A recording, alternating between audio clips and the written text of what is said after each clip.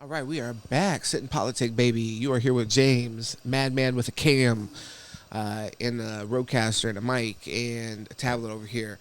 I am here today because I just wanted to rant a little bit on the Penguin. So I've been watching the Penguin series. Make sure you subscribe here, by the way. All kinds of content like this around shows and stuff coming out. We also get into politics, obviously, Sit and Politic, and sports, all kinds of stuff. So get in here, get involved in the conversation. But today is the Penguin. I've been watching the series. I'm up to date. Spoilers, by the way. If you haven't watched episode 2, click off. Go watch it. I'll just spoil it a little bit. It's worthwhile to watch. It's a really good show. A lot of fun. Colin Farrell's portrayal as Oz Cobb. Stick around for my feelings on that, but Colin Farrell's portrayal as Oz Cobb, really good. Sophia Falcone in this season has been very interesting. I'm going to get more into her and her portrayal, and I'll get the actress's name, who I don't know off the top of my head. And yeah, I mean, so you have his sidekick ends up coming along, Victor. That's definitely going to pan out into something. I'm excited for future episodes to get more into that and his relationship with his girlfriend, who he's kind of keeping at distance while he's doing just fuckery out in the streets. And if hopefully you've watched the Batman as well, and if you've watched me talk about this stuff in the past, then you know that I loved the Batman. You know, I was arguing with people about Robert Pattinson before that came out, and I was just on some, let's give it a shot and see how it pans out. You know? Like, let's see how it pans out. I love Batman. Let's just be clear. I love Batman. That's my guy. And let's see how it pans out. The reality is these characters are sacred. If you are adapting these characters, we all have a version of Batman that already lives in our head. When you step into the skin of Batman, it's not some character that's never been brought to life before. You need to respect what came before you. Respect what came before you. And then the reality is, some of us, if the series doesn't get fired right back up or whatever, some of us might not see another Batman film. That's just the fragility of life. Let's just be honest. At any point, we gotta take and appreciate every single second, because at any point it could be gone. And when a Batman movie comes out, you gotta fucking take it seriously and hit the nail on the head. So, one, I'm willing to give it a shot based off that regardless. But going into it, I wasn't like super stoked. But coming out of it, hands down my favorite lead-off Batman film for a trilogy of all time. I'm not going to say it's better than The Dark Knight, because The Dark Knight's just completely unfuck-withable. When you think about the portrayal of the Joker in that, absolutely insane. And if you like anything I'm saying right now, make sure you subscribe, hit the notification bell, and keep an eye out, because I'm going to do a Joker video, because I feel very passionate about this. Heath Ledger's portrayal of the Joker, iconic, generational, important. Like I said, some people, we love these characters. We grew up with these characters. The reality is, you don't see them come to life, but if you're lucky, every 4 years or so. If it's a intellectual property that continuously gets like made and rebooted or whatever, which Batman you could throw in there for sure. But like I said, the reality is, there's droughts. There's 10-year periods where we don't get any Batman movies or whatever. So when you come out, there is a certain level of responsibility. I just really want to stress that, because sometimes when you're fucking ranting and you're bitching about these things, there could be a feeling about like, whatever, what's it matter? There's a bunch of Batman movies or whatever the fuck. It's like, man, we will probably people only live to see about 10, 15 maybe Batman stories be brought to life on, the big screen.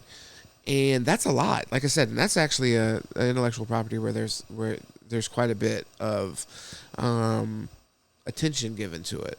So the Batman epic movie coming out the gate.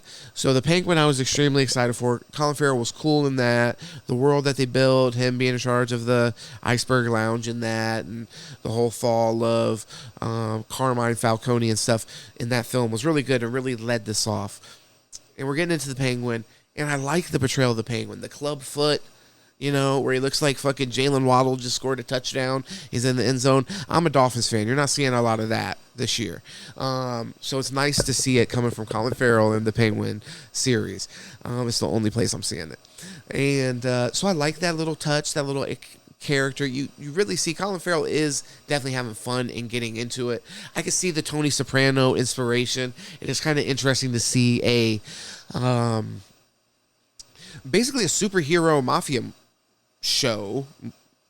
I mean, basically, yeah, that's exactly what it is, so it's interesting to see him dealing in that, and he's also not like the leader of the family or anything, so it's cool to see kind of a fucking peon pissant try to come up from nothing, and that's really what we're getting so far. You're even getting his relationship with his mom. I don't know if we've delved into relationship of his father or anything like that yet in the series, so I don't think that's come up. He's got a very weird relationship with his mother.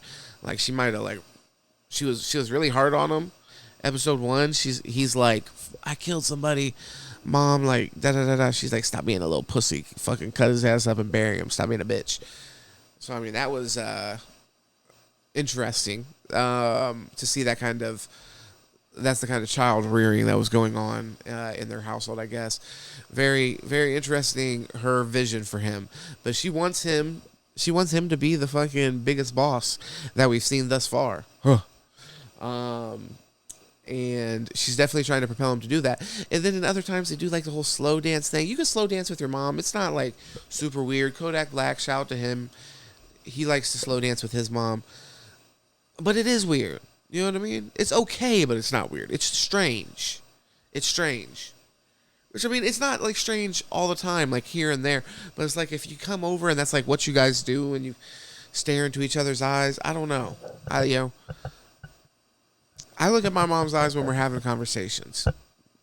But when we're not talking, we're not looking at each other's eyes, really.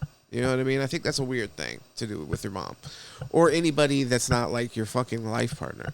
If you're my friend and we're not having an active conversation and you're just hitting me with the... I don't know. That's something I got to decide if I'm ready to reciprocate back. But, there ain't nothing...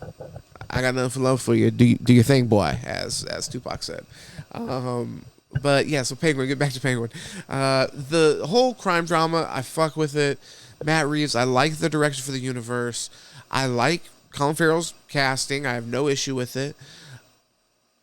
I like the portrayal. A lot of the actors that got cast in this. This will be kind of an overview, but I do want to get into it, and I'll try to be consistent with the videos on it. But yeah, I really like the portrayals of the characters. I like bringing in the Hangman character. I was really hoping for that. Like coming into the series, just from seeing the Batman, I loved it. But don't get me wrong, I don't want a hard, jokey Batman. But it's like, I don't want to completely run from the fact it is a superhero adaptation. Like, let's be honest about that. That's what it is. It's the fucking Batman. He wears cool shit and fucking beats people up at night. Beats mentally ill people up at night. But it's okay because he himself is mentally ill. So it's like, you got to let him do that. I just think, though, at the end of the day, with the Batman and this series, I don't want them to run away from the fact it's a superhero series, trying to ground it too much. I get not wanting to follow in the fucking horrible footprints of the Suicide Squad, Justice League, and all that, and trying to like separate yourself from that and really maybe ground it in something more realistic, and closer to what we saw with like the Nolan universe. But I never was confused, though, in the Nolan universe that he was still up against supervillains, like that had like kind of like super villain intentions. Like I want to destroy this city. I want to, I want chaos and just everything to be fucked up. I want to poison the water with my toxin. Like, come on, that's just superhero shit. I'm cool with it. So I don't want to get too grounded where we're dealing with characters and they're just like, I just want revenge and money. Like, that's a little bit too. I don't know. Like, I would like to explore means outside of that with some of these characters. And then something that is kind of like a red flag for me as a fan, to be honest. And let me know in the comments if I'm being ridiculous with this, to be honest, to this specific point. The rest of it, fuck it, I don't care how you feel about it. But I do want to hear your opinions and all that. But this is something I've been questioning. Is it valid criticism? So I really want to hear feedback. The Oz Cobb fucking name change. Changing the Penguin's name from Oswald Cobblepot, which his name still is Oswald, and I'm cool with you mostly calling him Oz. He may go by Oz. I'm cool with that. Don't change his entire fucking name from Cobblepot, as if Cobblepot's such a ridiculous fucking name it couldn't exist with a person. Don't make me pull up fucking Ancestry.com or some shit, pull up Google, and look up to see if there's any Cobblepots, because I guarantee there's Cobblepots that exist in the real world. And let's just even use it. I've stewed on this a little bit. So let's use an example that I've thought of. Is like, if you named a character Benedict Cumberbatch, obviously that'd be a ridiculous fucking thing to name a character. And I wouldn't even recommend it. I would say, if I was reading a script and one of the characters' names was Benedict Cumberbatch, I would say, let's change it. But this character already exists. And obviously Benedict Cumberbatch exists, we think. So it is plausible. That's part of his backstory, which if you want to slightly change his backstory to where he doesn't come from money and Thomas Wayne didn't fuck his family over or whatever, whatever's the fucking agreed upon thing, fine. But I just think it's a red flag for me where, to go back to what I was saying earlier, be careful not to be ashamed that you're in a superhero universe. Try not to be ashamed that, it is a little fantastic, like what we're dealing with. I don't know what villains you're going to be dealing with. For example, also, by the way, please know on the fucking Joker. All right, let me get back to the Penguin. I'm sorry, because I'm ranting, but I'm going to put rant in the title so you guys know. This is kind of a broad rant, but I'll get more focused on the Penguin specifically when I'm going episode to episode with it. Because I really just wanted to come on here and be like, hey, I like the fucking Penguin. Guys, what the hell is up with fucking changing his name? What the hell was up with changing his name? Why are we fucking ashamed that there's a comic book character that might be named Oswald Cobblepot? It's not his last name being Cobblepot's not such a big deal to where it's going to be consistently referenced in the show. If you don't want it to be a thing, you fucking have the power to write whatever you want. Like, you'd fucked up and wrote that his name was Cobb. Instead of doing that, you could have just still made him Cobblepot, and then even made it like a funny thing where at some point, somebody takes his ID or something, like, fucking Cobblepot, what the fuck? He's like, shut the fuck up, whatever. That would have been funny. But it doesn't have to be a thing where you change it and you fucking run from it. It's just so silly.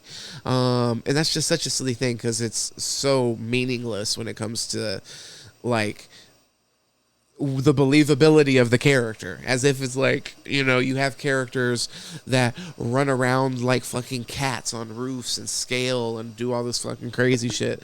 I will say, like, most of the characters they've kept pretty fucking... Okay, look, you got the fucking Penguin goddamn wobbling around, okay, as if anybody's gonna fucking take him serious and isn't gonna just crack him right in his goddamn short knee, his short leg, and fucking take his ass out. But they underestimate him, and that's the point. And I like that portrayal. They underestimate him. Colin Farrell's done his thing. He's been very, like, you get the fucking frantic, I'm making in-the-moment decisions to save my life. Him and this guy, Vic, who he ends up capturing, ends up being his right-hand man, and he ends up having him work for him. that relationship's been really interesting. I think the guy that betrays the Victor Aguilar character is. I'm interested to see how he develops that character, but I think that actor's already done a really good job at doing that. To be honest, like from the episode 1 to episode 2, I feel like I can already see the development and him kind of settling in a bit into this like criminal element. And stuff like that. Right now, I'm pulling it up. I want to Renzi Felice, I guess is the guy's name. Yeah, no, he's the man. He's been doing a really good job. So I definitely wanted to shout him out for the video. Give you J. Cole vibes from '08. I might be wrong on the year, but definitely J. Cole vibes for whenever. Hopefully, I put a J. Cole picture in here and I don't forget. But either way, he's been doing a really great job. The Sophia Falcone chick, gotta pull her up too. Hopefully, I remember all these ladies and gentlemen. But the cast has been really impressive, and the Sophia Falcone actress, she seems fucking insane. She's got the creepiest fucking eyes, but she isn't. You kind of like looking at her a little bit, but she's fucking creepy. Kristen Mielotti. So, which, like I said, we're dealing with the mafia, so she definitely fits the Italian aesthetic. There's a lot of scenes here, by the way. I think in episode 2, you get a scene where you end up having all of the high-ranking mafia members are going to step into this room, and they're going to discuss the plans. And she's shut out of the room, and it's very reminiscent, I imagine intentionally, of the scene in The Godfather where Michael Corleone tells his wife, like, lies to her, says that he didn't have anything to do with, these murders, and ends up shutting the door on her, and she's kind of like standing in the doorway similarly. And her look reminds me of the sister from The Godfather. So she just like fits the role and is reminiscent, reminds you, if you're like a film fan, of a lot of fun things with mafia films. And I imagine her playing that character going forward. Now in episode 2, you're seeing she's been responsible or accused of 7 murders. So she's going to be a very interesting adversary for Oz Cobb's character, the Penguin. And at the end of episode 2, you're seeing them kind of come together, and they're going to be working together in some way. He's dispelled, and the whole episode 2 is about him framing the murder of her brother, who was the heir apparent to the Falcone empire. He killed him in episode 1, and then framed one of the henchmen or bodyguards for the murder in episode 2. So by the end of episode 2, there's kind of an understanding. It appears, I guess I should say, there's an understanding. There's an appearance that she's giving that she's no longer suspicious of him, and then he's been leaning into you're the heir apparent. He's playing every which way, which that's the fun part of seeing him hobble around, is that he's got a game going in every way. In every room, he's a different person. He's working with Maroney's and had his life threatened. He's sneaking around, killing people in their compound. It is worth watching. I highly recommend it. Just to put a bow on it, I highly recommend it if you like Batman. Watch The Penguin. My complaints are small generally.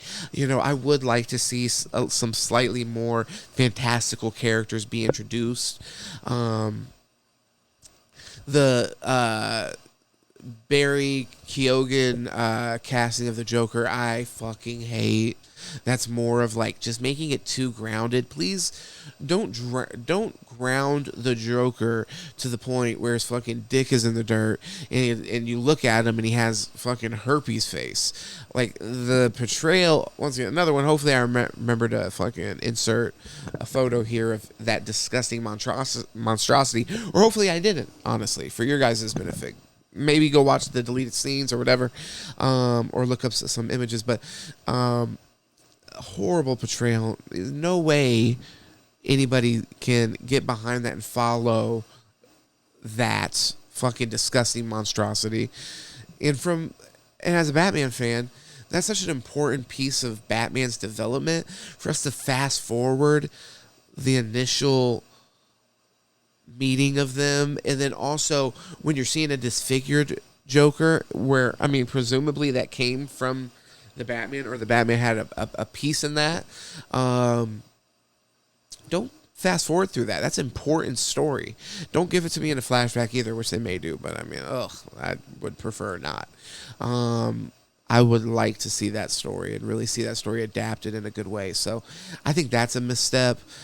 As far as like them grounding that character, allow some of these characters, they don't have to be cheesy or go over the top, but I'd like to see Batman face some interesting tests, like a jacked up fucking Bane on some venom being actually pumped into his body. Like, why not? Why can't that happen? And why can't you still have that somewhat grounded in a reality that is, slightly, it's a slightly elevated version of our reality. It can still be grounded mostly, and you just gotta. I feel like striking that balance is probably difficult, which is why they would prefer to just say, well, let's just completely ground it. People will complain about it, but at least it'll be consistent tonally, and it won't be so difficult to match up. But like Heath Ledger, I may have already mentioned it in this video.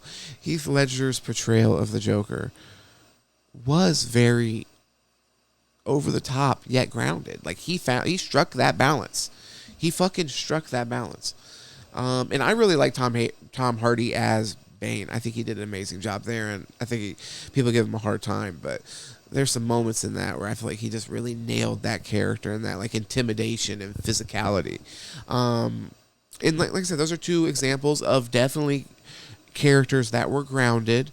And there's other characters in those films that maybe I feel like were grounded out a little bit too much. Like Talia al Ghul, for example. But either way, this series, though, I like there's nobody that is a lead in this series or like one of the main supporting roles that is not doing their job. They do a great job immersing you in the universe. You feel like you are in some place in Gotham. I don't love the fact they're like, hey, there's no Batman in the series at all. I don't love that. I wish we got at least like a scene or something just to tie them together.